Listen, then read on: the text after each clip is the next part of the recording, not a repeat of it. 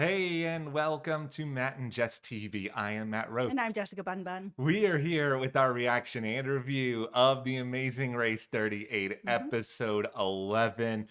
We're off to Paris, everyone. We are off to the best episode of this entire season, in my opinion. This was one of the funniest episodes. I mean, I'm thinking back to some like great reality TV funny moments that I watched over and over and over again. I think back to things like Christmas on Big Brother with those star babies being like, look how cute my baby is over and over and over again all night long, dragging those things around. I laughed so hard. Chaz and Jag doing the can and going up there right away and being like, you know what? We're just gonna wing it and see how it goes. Oh my God, I loved it so much. I laughed so hard. They are such good sports. They're amazing sports. I also have to say, I feel like there have been dance challenges on The Amazing Race in the past where if you screw them up, they just stop you. They just let you keep go. At one point, I thought that they were going to pull an Ashley Simpson on SNL and start doing like a little jig just to try to get their way. It was so unbelievably funny. I thought, yeah, the challenges were great. There was Yeah. some good drama. I even loved the mime. Listen, I love mimes. I'm a mime defender. The setting was great. Everything about this episode was just so unbelievably fun. I loved going to Paris and France. It's so beautiful there. It's on my bucket list. I've always wanted to go and haven't yet. So anytime anyone is going, I am just like, I am there. Well, we're going to talk through everything we saw in this episode. Of course, the big dramatic, or is it dramatic, cliffhanger at the very end of it. But before we dive into anything more here, we just want to say thank you because this week we made it to 100,000 subscribers here on YouTube, which almost put us into a state of shock that we became mimes and we were no longer able to speak anymore. It was so surprising, so humbling. We are so thankful to everyone who has subscribed to help get us to this milestone. We've been doing this a very long time. So to see this number, it's just, we're so proud and we're so happy and we're so thankful. So thank you guys so much for your support. Like that does very much mean the world.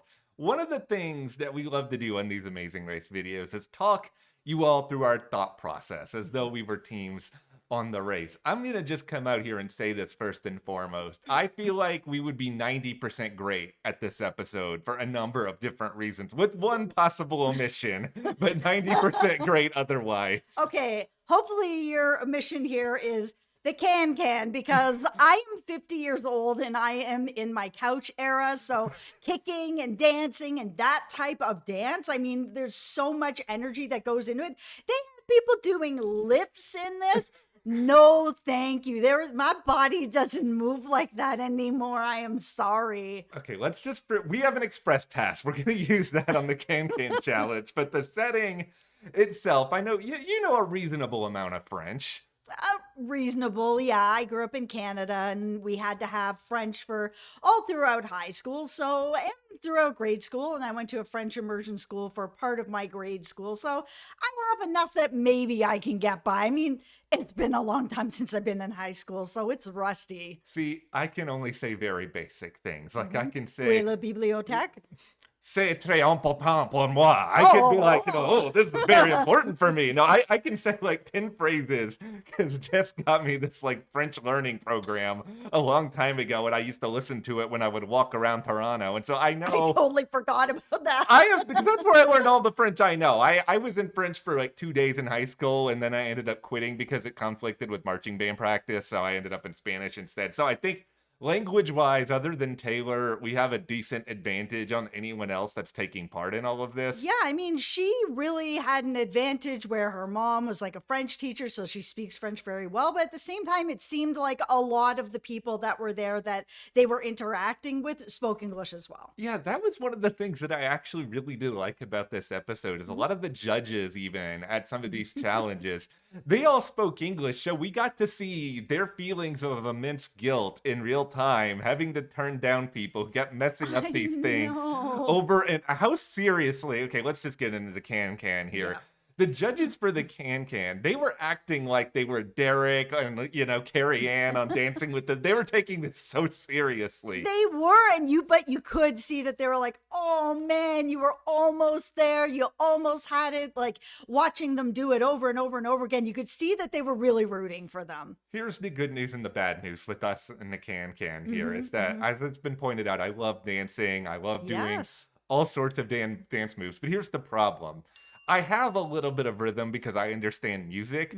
That does not mean I'm a good dancer. I feel like I would still do very badly because I'm not in the best of shape in the world either. It did seem like this was very, Couch era. yeah, it felt very, very fast paced. I would have really wanted to try to impress because it's like we're at the Moulin Rouge. Amazing. It's like this is legendary. Don't want to go up here and embarrass myself, but that's probably what would have happened. I love the strategy that Jazz and Jag had where they were just like, man, we've done a bunch of these dance challenges and we really found that until we were there, it didn't actually matter how many times we practiced this because until you kind of know what's going on around you and what everybody else is doing and what the energy is like and sort of feeling the music and all, being in the space, they just were like, we need to just get into the space and see what's actually happening and figure it all out. And I mean, even one of the dancers kind of said that as well, where they're just like, you always have to warm up. She's right. Yeah,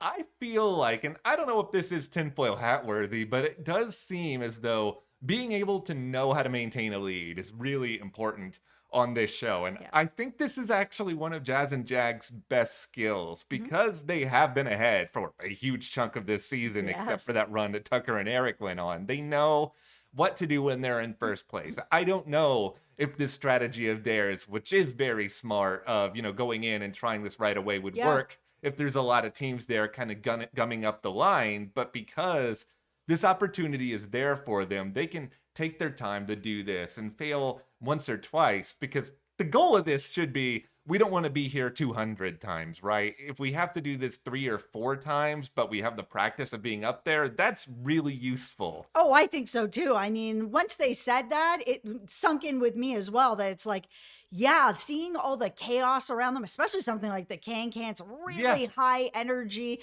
having all the women, kicking, dancing and twirling around you and you're trying to remember your steps, that can be very, very distracting. I think especially for this one, it was important to get out there and feel what it was going to be like. Yeah, and it's also dependent on how you learn. I'll say, for example, when I learned dance, not that I've learned a lot of dances in my life, but the couple of times I have, it's really useful for me to know the music, to kind of be playing the music in the back of my head as I'm sort of learning and practicing. I know some people like to count their steps out loud and do all those sort of processes, but for me, I would, be 100% with them. I think that would help me a lot. Yeah. So they're able to clear this because they're pretty smart and not that much time. Yeah. Here's where we give Taylor and Kyland a little bit of applause here. I really found Kyland much more endearing in this episode than I have for a good chunk of this season. Absolutely. Like he really wanted to do well in this. He's with Taylor, who's got some dance experience. This, for me, felt like easily the hardest dance that they've all had to do because of the high energy, the kicks, and lifts. Lifts are not that easy to do. I mean, even on Dancing with the Stars, there's a lot of times it's like no lifts allowed kind of thing because there's a lot of inexperienced dancers here. So no, but he really did put himself forward the best that he could, where he's like, I really want to do good at this. Yeah, and I thought he was pretty encouraging of Taylor. I thought they did a great job working together. Their actual performance, and I'm not even meaning this as a joke, it was actually kind of good, where I was sitting back and feeling like, oh, you guys are actually putting some showmanship into this. I don't know if this is actually a requirement. Yeah, probably not, but it worked. Yeah, it works very well for them. I mean, ultimately, though, this is where we see the beginnings of the showdown between Joseph and Adam and Izzy and Paige, which is kind of defining the rest of this episode. It absolutely is, because obviously we've got this big cliffhanger. Yeah, all right. So now we get into the roadblock, because this one is unbelievably hard. Like, really, really hard. This is, by my money, one of the hardest things that they've done all season. Absolutely. That they, Braille was invented by a French man that was there, and they have this Braille typewriter and they have to write this. I was just like, oh my goodness, this looks so incredibly hard. Even though there's like 6 keys on here, it's like, okay, but for this one, 3 keys down, 5 keys down. I'm like, this is too much. I'd be there all day. Well, here's the good news. You don't have to be there all day. Because I have you. I got this. I know you do. Okay, I'll have a little story time here. If you don't know, I'm legally blind. I'm totally blind in one eye. I mean, hearing Joseph talk a lot about his mom, I relate to some of that. I understand all that. My heart goes out to her. Mhm. And because of my condition, I grew up in Texas, and they have these resources for the blind, kind of similarly to what they presented in this episode. And yeah, I can read normal books. I can read large print books. I don't necessarily need Braille, but as a part of that program, you kind of just inadvertently learn a little bit about it, even if you're not hyper focused on it. So I'm not going to sit here and be like, oh, I know how to do this typewriter, or I understand every Braille thing in the world. I don't, but I at least know the components that Mhm. went into it. And I think that how Joseph handled this is 100% the right way to do a challenge like this. Absolutely. The minute that he was like, I need to have patience with this, is the only way that I'm really going to be able to get through this correctly, like Yeah. with the least amount of times. Absolutely, yes. Take your time with this. Yeah, there's no press the backspace button on this. It's if you mess up one part of it, you have to do the whole thing Yeah, all no. over again. Yeah, I mean, Jag and Jazz, again, benefit a lot here from they were out in front. They had the Mhm. luxury of kind of being able to take their time and make these jokes about the judges going and getting coffee in the middle of it. They did that more than once. They did. It was nice to have the judges actually be a little more involved in this. It was really funny and kind It's a of very funny it episode. made me wonder, what do you guys do the rest of the time when these people aren't here? I mean, maybe you have more active lessons you're going. Maybe the people you're dealing with have a slightly better understanding of Braille as it is. Yeah. I do think that we would be all right with this, but I mean, unfortunately for our bottom teams, there really wasn't that much of a evidence, I guess, one way or another that, oh, Izzy and Paige are pulling far ahead, or Joseph and Adam are. I mean, Izzy did fall a little bit behind, but it didn't seem like it was like so dramatic. Okay, well, let's get into it. There's this big cliffhanger Yeah. where it's Izzy and Paige or it's Adam and Joseph, and they're both racing to this pit stop. Let us know in the comments, who do you think is getting eliminated? Who is not making it through this episode? Who do you think it is?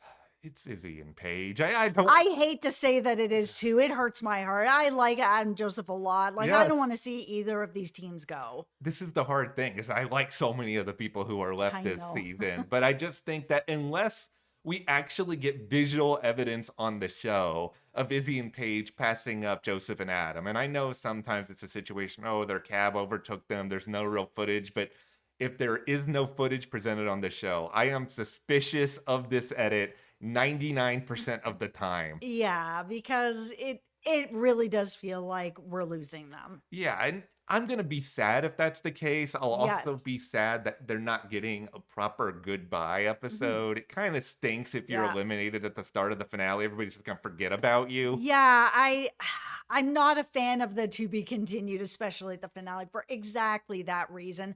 Especially for Izzy and Paige, who are two people that we've been rooting for all Yes. season long, that we really, really like. Like, their relationship, it's so rock solid, and you can see it. It was even commented in this episode how much they clearly love each other. And when Yeah. Izzy was struggling during this roadblock, that's the most emotional I've ever seen Izzy through any of her reality TV. Because usually on Big Brother, her emotions came out more in the form of yelling at various people in the house. That needed to be yelled at. That is 100% true. But it was a very different sort of Izzy. And I really Yeah. like that vulnerable side to her, Yeah. but they can feel really proud. I think they did very well, Yeah. almost making it to the finale when you're not a big physical threat. Absolutely. It would be like us making it almost to the finale. It would be shocking. Yeah, listen, we have an express pass on the can. We're okay. I think that it was a good balance for most of the season of physical challenges, but also other types of challenges, whether it's puzzle or memory or whatever, that gave everybody a pretty fair chance. So, I mean, I'm not surprised to see them, possibly getting into the finale here. No, they really They're both deserve that. very, very smart. But here is the hard part about this season at this point, and this is why the exit of Tucker and Eric is so unfortunate. It's just that as much as these teams are entertaining and that this leg was great, it is such a predictable finale. I Yes. feel like it's 99% that Jag and Jazz win this. Just look at the history here. 1,000%, unless something comes along like what happened to Eric and Tucker, they've won and they should win. They really have put their all into this. I mean, everybody has, but they've been ahead for so much of this. And even the legs that they were kind of struggling in, there were parts of those legs that they were ahead. Like they really have to be the winners of the season. It feels like it. Unless the final challenge is trivia from Big Brother 24, I feel like they've got this 100% in the bag. And you know Yeah. what? They deserve it. They've just been so unbelievably dominant throughout. Yeah. But that's where we are with The Amazing Race 38, episode 11. Who are you guys rooting for entering the finale? What did you think of this leg in France? Let us know. Hit that subscribe button. Thank you again for helping Thank us get you. to 100,000. And we'll see you here next time.